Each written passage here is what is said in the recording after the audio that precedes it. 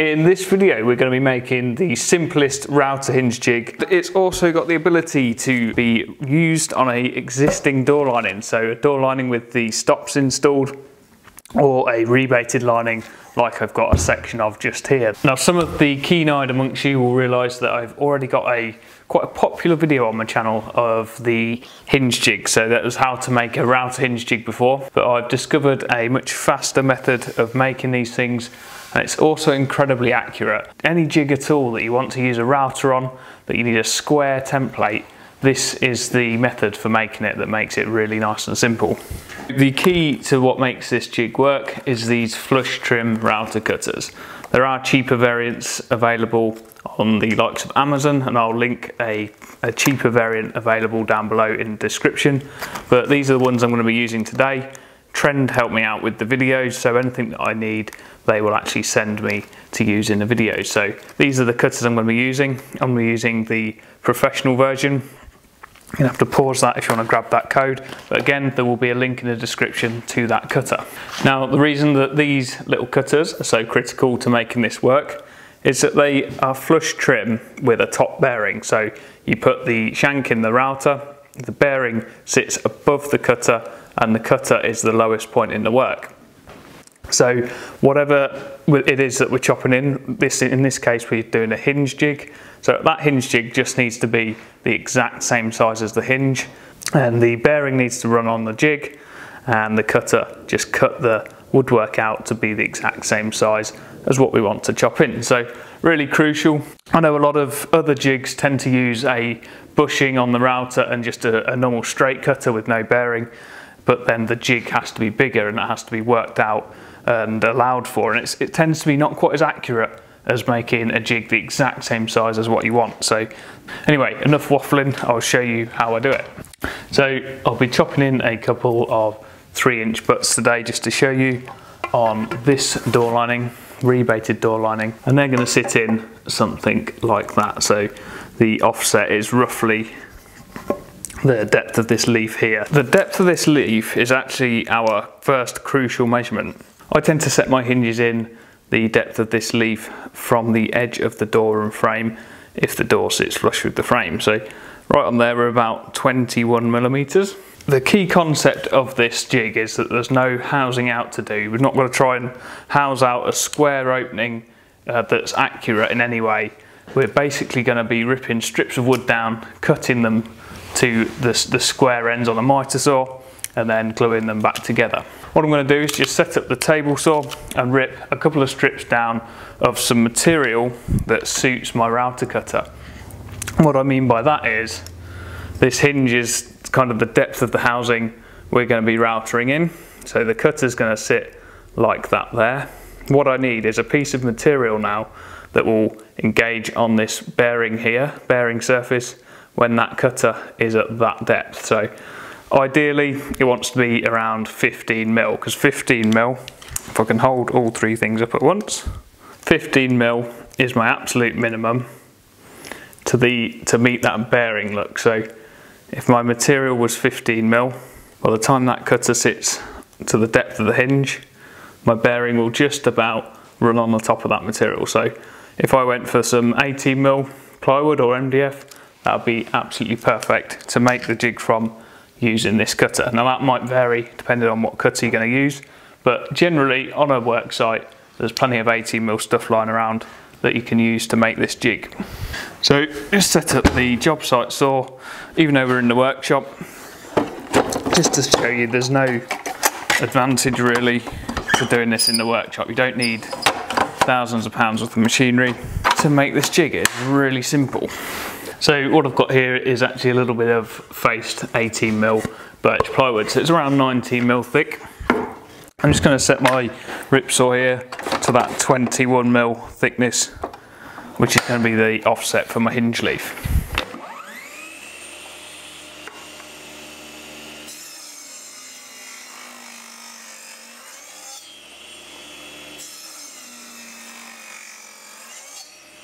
So the basic concept here is we take our hinge, we cut some square ends on these pieces of wood, and then we actually use the hinge itself to make ourselves a jig, and we glue it back together. So I'm just going to take them pieces and trim them square on the miter saw.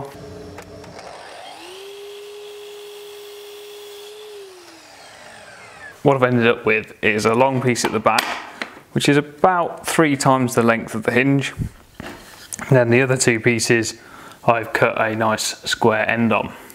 So what I can do is just tilt them over. I've got a sacrificial bed just to keep everything nice and flat. And if I get any glue squeeze out the bottom here, then it doesn't matter because it's on something that doesn't matter. I'm just using a mitre fast kit to glue these on together. Just keep them flush to the bottom and literally push them up to the hinge. I like to leave a tiny little bit of wiggle room so the hinge has got like the tiniest bit of play. You don't want it to be too tight, and just let that glue set and go off, making sure it's not stuck to the board. Once that mitre fixer's gone hard, just take any excess off with a chisel. What we can do is just mark them notches on a second piece that's slightly wider. The extra width is so it passes below the depth of the jig, so that when we push it up to the edge of a piece of material, it stops. That acts as the stop against the material there. So take that wide piece and we can mark the ends of the hinge housings, and we can just either cut that out with a hand or jigsaw or something just to a depth so that it allows the bearing to go beyond the top of the material. So once that bearing is down past that, that will mill this piece of wood away. Just very, very simply, I'll show you, no high-tech equipment used whatsoever. I will literally jigsaw that out.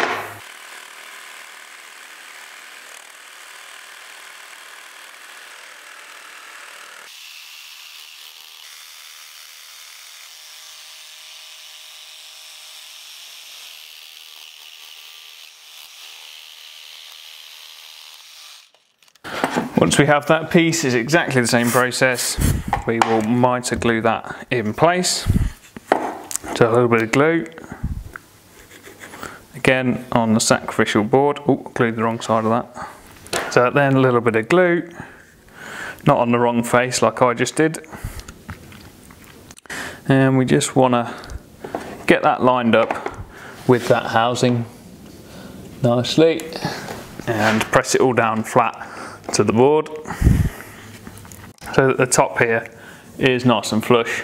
So what I would normally do is chop this hinge jig down so that it was at least shorter than the height of a hinge. So a 3-inch hinge I would never put nearer to the top of a unit than the width of the hinge itself. So we can happily cut that one down there and cut that one off there. It's a little bit lopsided, but it doesn't really matter. So there we have a very, very quick little hinge jig that is absolutely spot on accurate to the hinge we want to chop in. Now, like I said at the start, we want to be able to chop this into a rebated lining, and the rebate here is going to stop us from pushing this jig all the way back. So we've got a couple of options here. What I like to do is, because these are so easy to make, I like to house the jig over this stop here. So I'd make it bespoke to the particular job that I was working on. Because you can make another one of these jigs in minutes, you don't particularly mind cutting it up and adapting it to a certain job. We just run a pencil line down the back of the jig there and roughly mark a depth here. We need to make a rebate in the back of the jig about that size. If we've got a really deep rebate with quite a skinny hinge, what we could do is just completely rip that jig down at this width here, which is really nice and easy. But you might be working with a rebate where the hinge actually comes quite close to the back here, so the hinge would be a housing of sort of that size, and you wouldn't rip it down that close to the rebate, because then as you push the router along this edge, it would tend to wave about and you wouldn't get a straight cut down the back there, and it would also be no use once you went to cut the next door in and use the same jig on the door. So I tend to rebate the housings like this over the actual rebated linings. And that's a fairly simple task to complete on a hand planer or just on a table saw like I'm going to use, and just run it over nice and carefully with a push stick.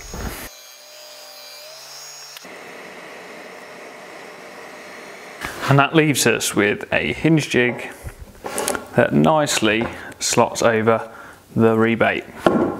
But we've still got the full support of the top of this bed for the router to sit on and reference nice and flat. So this is going to be my door, or fake door. I'm going to chop it in so it sits flush on the face of the lining. So to set the depth of the cut, I just turn the router upside down and pass the cutter through the jig, and then hold the hinge next to the cutter. And ideally you want to do a test cut on 2 scrap pieces of wood and screw a hinge to it just to check your gap fitment. The first cut here into the jig is obviously going to mill out the face of the jig that we just roughly cut, so that'll get that nice and square, and then we're straight into cutting the hinge.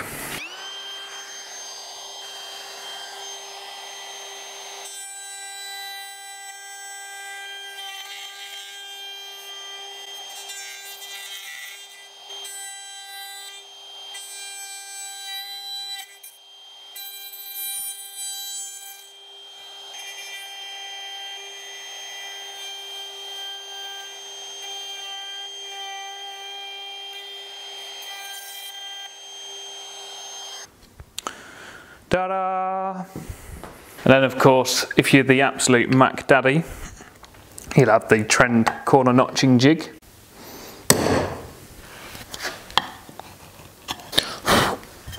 Then we should have, if everything's gone to plan, a hinge housing that perfectly fits the hinge.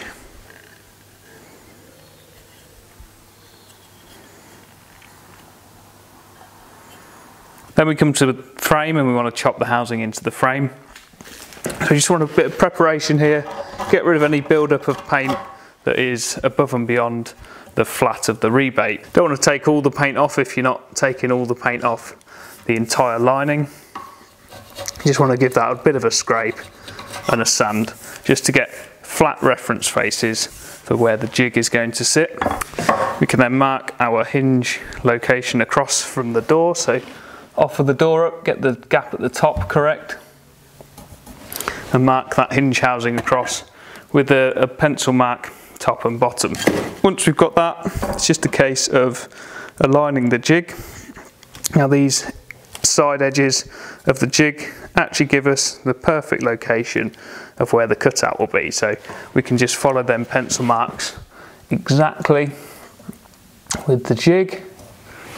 And I don't even clamp this in place, I just tend to hold them as I router that out. It's nice and easy with a fresh cutter. You might have to do one half of the jig, stop, re-hold it, and then complete the other half, but you can visually reference whether the jig has moved from the hinge housing that you've cut.